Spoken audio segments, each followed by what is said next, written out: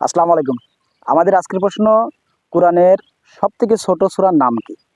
কোরআন শরীফে সবথেকে ছোট সূরার নাম কি? এই যে দুটো ছেলে ওখানে বসে আছে, ওই দুটো ছেলেকে আজকে ধরা হবে। আসুন আমাদের সঙ্গে আসুন।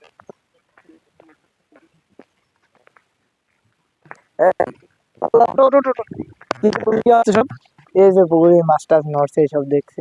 ও আচ্ছা, তোমার নাম কি? জামিরুল। জামিরুল। তোমার নাম? তৌফিক। তৌফিক। একটা ছোট প্রশ্ন উত্তর নিয়ে এসেছি আজকে। রাস্তার ভিতরে যাকে দেখছি যে মোটর সাইকেলে আসছে, যারাই বসে তাদেরকে ধরা হচ্ছে। প্রশ্নটা করি। জি। প্রশ্নটা হলো, কোরআন শরীফের সবথেকে ছোট সূরার নাম কি? সবথেকে ছোট সূরার নাম কি? সেও জানা নেই।